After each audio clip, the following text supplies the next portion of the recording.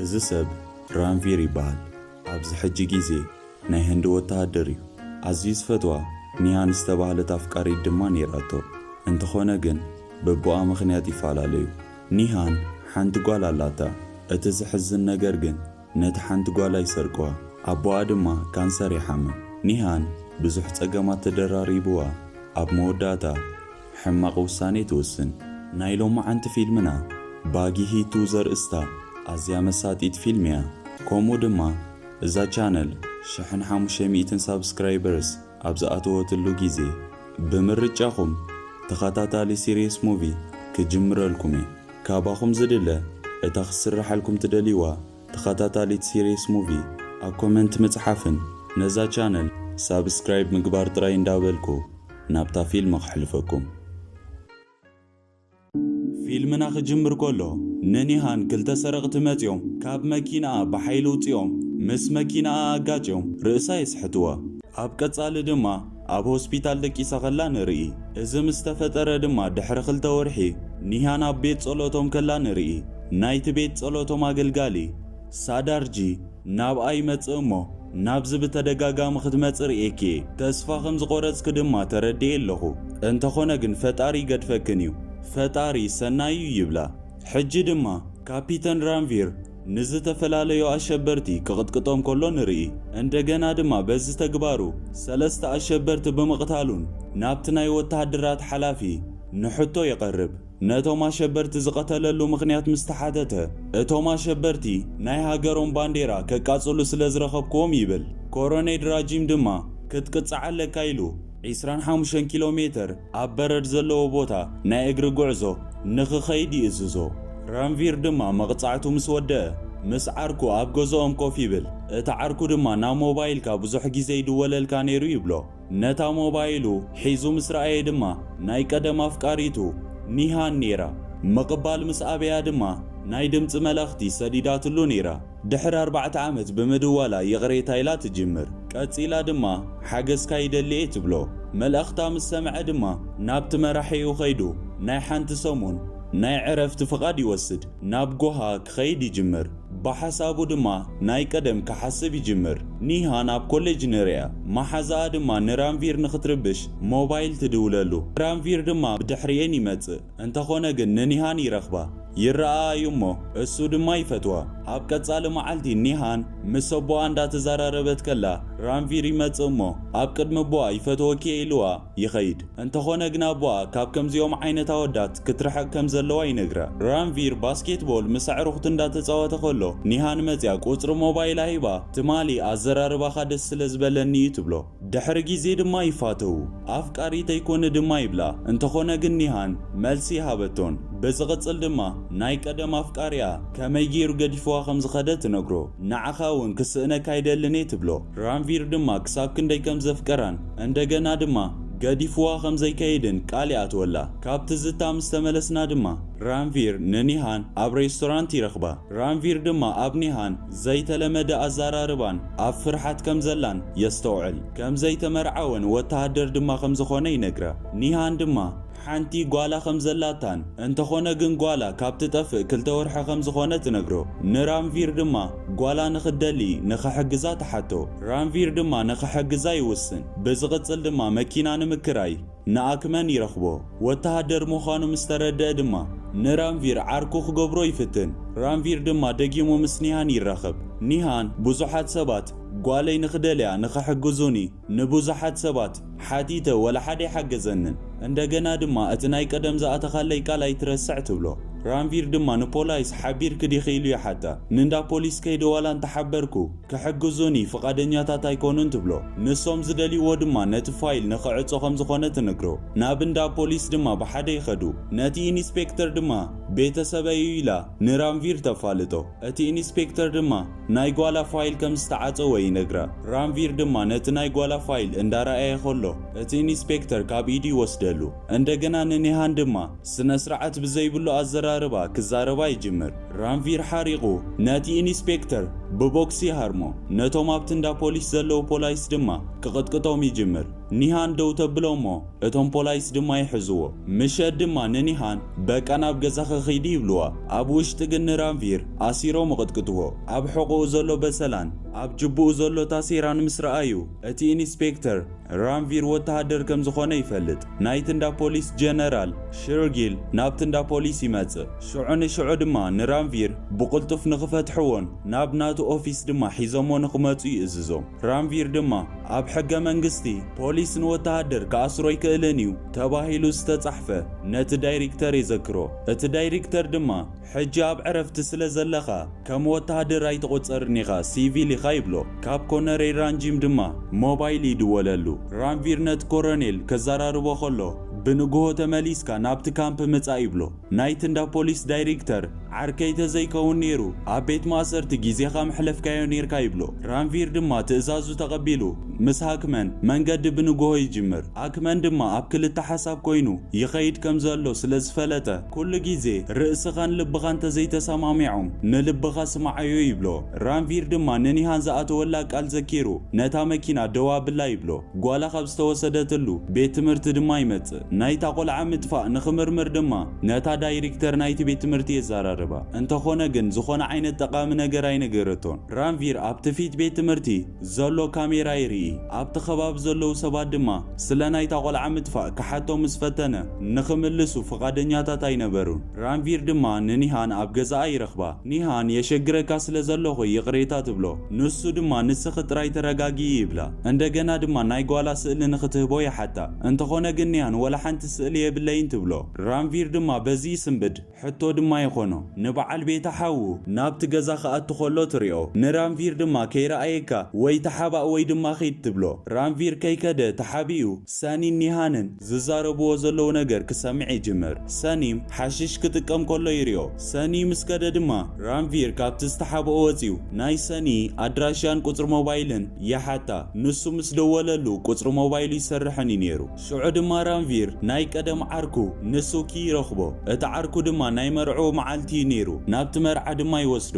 ናብቲ መርዓ ድማ ምስ ወሰዶ ራንቪር ብሓሳብ ናይ ቀደም ይሓስብ። ኒሃን ራንቪርን ኣብ መርዖኦም መዓልቲ ንኒሃን ኣቦኣ ኣብቲ መርዖኦም መጺኡ ንራንቪር ጸፊዑ ይቋየቖ። ኒሃን ድማ ኣብቲ ሽዑ ጊዜ ምስ ኣቦኣ ደው ኢላ ሱቕ ኢላ ትሪኦም። ሽዑ ድማ ምስ ኣቦኣ ትኸይድ። ንጽባሒቱ መጺኣ ድማ ደጊምና ንመርዖ ትብሎ። ራንቪር ድማ ብጣዕሚ ተሓጊሱ ኣብ ናይ መርዖኦም ጊዜ ካብ ሆስፒታል ቴሌፎን ይድወለላ። ኣቦኣ እዩ ነይሩ። ኣቦኣ ካንሰር ይሓምም። ንራንቪር ክትምርዓዎ ሓሲባቶ ዝነበረ ድማ ነቦኣ ክትብል ትገድፎ። ምስ ደወለላ ድማ ነታ ሞባይል ተዓጽዋ። ካብቲ ዝታ ወፂና ድማ ናብ ሕጂ ንምለስ። ሓደ ዝሰኸረ ፖሊስ ምስ ራንቪር ይጋጨዎ እሞ እቲ ፖሊስ ድማ ከይፈለጠ ታሴሩ የውድቆ። ራንቪር ድማ ነቲ ታሴራ ሓቢዩ ይሕዞ። ሽዑ ድማ ናብቲ ናይቲ ቤት ትምህርቲ ፊት ዘሎ ገዛ ይኸይድ። ናይቲ ፖሊስ ታሴራ ርእይዎም ነታ ታቆልዓ ዝጠፍአትላ መዓልቲ ዝተቐድሐ ቪድዮ ክርኢ ይጅምር። እንተኾነ ግን እታ ቆልዓ ክትውሰድ ከላ ካብቲ ዝተቐድሐ ቪድዮ ዘርኢ ክፋል ቆሪጾም ይኣልይዎ። እንተኾነ ግን ቅድሚ እታ ቆልዓ ምጥፋእ ቅድሚ ሓደ መዓልቲ ዘሎ ቪድዮ እንዳረኣየ ኸሎ ንሰኒ ይሪኦ። እቲ ዝጠፍአ ናይቲ ቪድዮ ክፋል ድማ ድለዮሞ ምስ ረኸብካዮ ድማ ደውለለ ኢሉ ነቲ ተቆጻጻሪ ገንዘብ ይህቦ። ሓድሽ ሎሃ ዝተባህለ ኢንስፔክተር ኣብቲ እንዳ ፖሊስ ይምደብ። ምስቲ ጀነራል ድማ ነታ ከተማ ስለ ናይ ገበነኛታት መሓዝ ድማ ይዘራረቡ። ሎሃ ድማ ጎራሕ ኢንስፔክተር እዩ። ነቲ ጀነራል ድማ 10 ቅድሚ ሕጂ ዝሰርሖ ገበን ከም ዝፈልጥ ይነግሮ። እቲ ጀነራል ድማ ብስራሕካ ዓወት ኮንካ ንኽትጸንሕ ምሳይ ተሰማሚዕካ ክትጸንሕ ኣለካ ይብሎ። ራንቪር ብዛዕባ እታ ዝጠፍአት ቆልዓ ኣብ ጋዜጣ የውጦ። ኣቦኣ እየ ዝብል ሓደ ሰብ ይድውለሉ። ኣብ ሓደ ሬስቶራንት ድማ ይራኸቡ። ንሱ ኸኣ ጓለያ ዝጠፍአት ድማ ኣብ ሞምባይ ውሽጢ ይብሎ። ራንቪር ነቲ ሰብ ስለ ዘይኣመኖ ክሃርሞ ይደሊ። ንሱ ድማ ናይ ልደታ በርዝ ሰርቲፊኬት ከም ዘለዎ ኣለኒ ኢሉ የርእዮ። እዚ ከምዚ ኢሉ ኸሎ ድማ ንኒሃን በዓል ቤታ ሼካር ይድውለሉ። ንራኸብ ድማ ይብሎ። ምስ ራንቪር ድማ ይራኸቡ። እቲ በዓል ቤታ ድማ ኒሃን ኣብ ውሽጢ መኪና ኸላ ሰረቕቲ መጺኦም ክትስረቕ ከላ ምስ መኪናኣ ብርእሳ ጋጭዮማ ነይሮም። ካብኡ ንድሓር ድማ ርእሳ ጽቡቕ ከምዘየለን ኣንሕና ዝወለድናዮ ወላድ ድማ ይብልናን ኣብ ርእሳ ኸም ኢላ ሓሲባ እያ ጓለይላ ትዛረብ ይብሎ ራንቪር ድማ መጀመርያ ክረኽባ ከሎ ፍልይ ዝበለ ዝነበረ ኣዘራርባ ይዝክር ሼካር ድማ ሓቂ ዝኸውን ኢሉ ይሓስብ ካብ ናይ ሼካር ኦፊስ ድማ ወፅእ ይኸይድ እቲ ዝጠፍአ ቪድዮ ረኺበዮ ኢሉ እቲ ገንዘብ ዝሃቦ ተቋጻጻሪ ይድውለሉ እቲ ቪድዮ ክርኢ ከሎ ድማ ኒሃን በይናምበር ምስኣ ካልእ ቆልዓ ከም ዘይነበረት ይርኢ ቀልጢፉ ናብ ኒሃን ከይዱ ድማ ወላ ሓንቲ ጓል የብልክን ኢሉ ድማ ከረዳ ኣይፍትን በዓል ቤታ ዝነገሮ ኩሉ ነገር ድማ ይነግራ ኒሃን ድማ ጓል ከም ዘላታ ከተረድኦ ትፍትን ምርዳእ ምስ ኣበያ ድማ ንስኻውን ከምቶም ካልኦት ኣይተኣምነንን ኢኻ ኢላ ኪድ በቃ ትብሎ እንዳወፀ ከሎ ድማ ናይታ ቆልዓ ቁመታ መዐቀኒ ዝተሰመረ መስመር ይርኢ እንተኾነ ግን ዶንጊ እዩ ኣይኣመነንን ኢላ ተስፋ ዝቆረፀት ኒሃን ካብቲ ገዛ ጸዲፋ ነብሳ ተጥፍእ ራንቪር ድማ ሓዚኑ ይበኪ እቲ ሓድሽ መርማሪ ሎሃ ናብቲ ኒሃን ትነብረሉ ገዛ ይመጽእ ንበዓል ቤታ ሼካር ድማ ሓደ ሕቶታት ይሓቶ ሼካር ድማ ጊዜኻ ኣብዚ ተጥፍእ ኪድሞ ነቲ ዝቐተላ ድለ ይብሎ ሎሃ እንዳኸደ ኣብቲ ገዛ ዝተሰቐለ ካሜራ ይርኢ ኒሃን ቅድሚ ምሟታ ዝተቐድሐ ቪድዮ ኣምጹለ ይብሎም ኒሃን ናይ መወዳእታ ጊዜያ ዝደወለቶ ናይ ስም ዝርዝር ይርኢ ብተደጋጋሚ ድማ ናይ ራንቪር ስም ኣብ ሞባይላ ይርኢ እቲ ካልእ መርማሪ ድማ ብተደጋጋሚ ብሓደ ርእዮም ኣለኹ ይብሎ ሎሃ ድማ ራንቪር ክረኽቦለኒ ኢሉ ካብቲ እንዳ ፖሊስ ይወፅእ ኣብ ተመሳሳሊ ጊዜ ራክመን ናብ ራንቪር መጺኡ እቲ ትኽክል ሓበሬታ ብናይ ኒሃን ስለ ዘይነገሮ ይቕሬታ ይሓቶ ስለ ናይ ኒሃን ሞት ተሓታቲ ኣነ ንጓላ ንበዓል ቤታ ሓዉ ሰኒ ሒዝዋ ኸይድ ከሎ ርእዮ ነይረ እንተኾነ ግን ንኸይዛረብ ድማ ብዙሕ ገንዘብ ሂቡኒ እዩ እንተ ዝነግረካ ድማ መቐተለኒ ነይሩ ይብሎ ራንቪር ናብ ናይ ሰኒ ገዛ ንኽኸይድ ይውስን እንተኾነ ግን ሰኒ ንራንቪር ንኽቐትልዎ ሰባት ሰዲድሉ ነይሩ ራንቪር መሲልዎም ድማ ካልእ ሰብ ይቐትሉ ኣጋጣሚ ኮይኑ ድማ ራንቪር ንሶም ኣብ ዘለውዎ ሊፍት ይኣቱ ብመልክዕ ስለ ዘይፈልጥዎ ግን ወላ ሓንቲ ይበልዎን እቲ መርማሪ ሎሃ ድማ ይድውለሉ ካብቲ ገዛ ድማ ከይትወፅእ ይብሎ ራንቪር ግን ምስ መዓቢዎ ካብቲ ገዛ ይወፅእ ሰኒ ናብ ዘለዎ ቦታ ድማ ይኸይድ ንሰኒ ሒዙ ድማ ብዛዕባ ታቆልዓ ይሓቶ ሰኒ ግን ከይመለሰሉ ይሃድም ንኹሎም ነቶም ናይ ሰኒ ጋርዲ ድማ ራንቪር ይሃርሞም ንሰኒ ድማ እንዳጎየ የኸይዱ ይሕዞ ሽዑ ንሽዑ ድማ ፖላይስ ይመጽሞ ንኽልቲኦም ይኣስርዎም ራንቪር ከዓ ኣብቲ ዝተኣሰረሉ ክፍሊ ኮይኑ ነቲ መርማሪ ሎሃን ካብዚ ክፍሊ ውፃን እሞ ክልቴና ንበኣስ ይብሎ እንተኾነ ግን ራንቪር ይስዕር ኣብኡ ድማ እቲ ጀነራል ሼንጊል ይመጽእ እሞ ደው የብሎም ራንቪር ድማ ንዓይ ዘይኮንካስ ናብ ሰኒ ኬድካ መርምሮ ይብሎ እቲ ጀነራል ድማ ሰኒ ነታ ቆልዓ ብምውሳዱ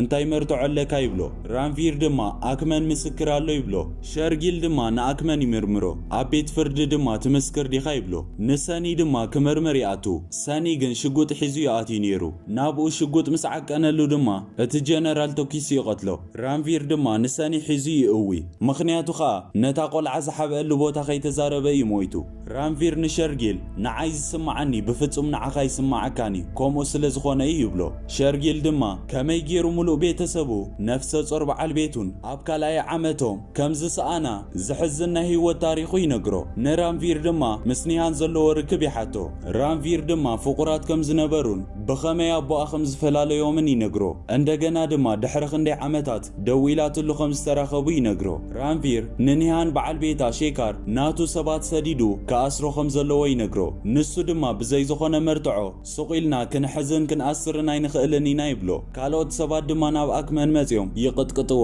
ራንቪር ድማ ናብኡ ይመጽእ ሽዑ ድማ ነቶም ሰባት ብሕርቃን ይቕጥቅጦም ናብ ኣክመን ምስ ተመለሰ ድማ ኣክመን ይመውት ግን እቶም ንኣክመን ዝቐጥቀጥዎ ሰባት ኣብ ናቶም ሞባይል ንራንቪር ከዓ ንኽቐትልዎ ስእሊ ዝሰደደሎም ሰብ ስሙ ምስ ረኣየ እቲ ጀነራል ሸርጊል እዩ እዚ ኩሉ ዝሓለፈ ጊዜ ድማ ሓስዩ ይዛረቦ ከም ዝነበረ ይፈልጥ ካብቶም ዝተላእኩ ሰባት ድማ ነቲ ሓደ ሒዙ እቲ ጀነራል ዝነብረሉ መንበሪ ገዛ ኣበይ ከም ዝኾነ ምስ ሓተቶ ኣብ በረኻ ከም ዝኾነ ይነግሮ ራንቪር ድማ ብቕልጡፍ ናብኡ ይኸይድ ኣብቲ መንበሪኡ ቦታ ድማ ነቶም ኣብቲ ከባቢ ዝሕልው ጋርድ ተባኢሱ ንኹሎም ምስ ወደኦም ናብ ውሽጢ ይኣቱ ሽዑ ንሽዑ ድማ እቲ ኮነሬል ናብቲ ቦታ ናብ በዓል ሎሃን ይመጽእ ንሱ ድማ ንሎሃን ንራንቪር ኣብ በረኻ ይትኽእልዎን ኢኹም ምኽንያቱ ድማ ንነዊሕ ዓመታት ዝጸናሓሉ ኣብ በረኻ ስለ ዝኾነ ኣብቲ ውሽጢ ገዛ ድማ ንራንቪር ኣቦ ዓይነት ቆልዓ ኢሉ ዘታለሎ ሰብ ኣብኡ ይረኽቦ ንዑ ድማ ይቀትሎ እንተኾነ ግን ሸርጊል በድሕሪኡ መጽኡ ይትኩሰሉ ራንቪር ድማ ብጣዕሚ ይህሰ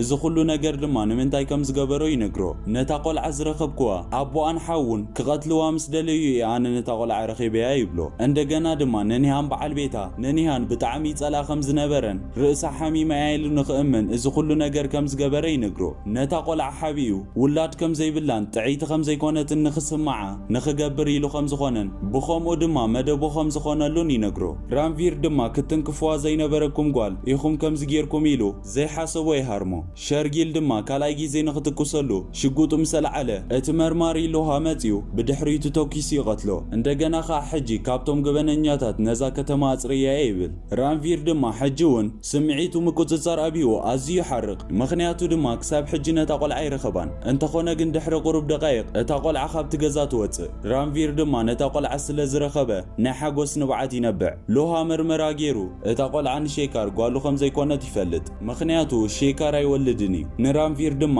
እታ ቆልዓ ጓልከያ ይብሎ ኒሃ ንራንቪር ነታ ቆልዓ ንኽደልያ ዝፅውዐትሉ ምኽንያት እዚ እዩ ነይሩ ራንቪር ድማ እዚ ምስ ፈለጠ ካብቲ ደቂስሉ ዝነበረ ዓራት ተስዩ ናብ ጓሉ ይኸይድ ፊልምና ትውድእ ድማ ራንቪር ንጓሉ ፀጉራ እንዳማዓራረየላ ከሎ ብሓሳቡ ድማ ኒሃን ምስኦም ከም ዘላ እንዳሓሰበ እዩ ክቡራት ተኸታተልቲ ነዛ ፊልም እንተደኣ ፈቲኹማ ላይክ ምግባር ኣይትረስዑ ነዛ ቻነልና ድማ ሳብስክራይብ ምግባር ኣይትረስዑ ብቐጻሊ ብኻልእ ፊልም ክሳብ ንራኸብ ቻው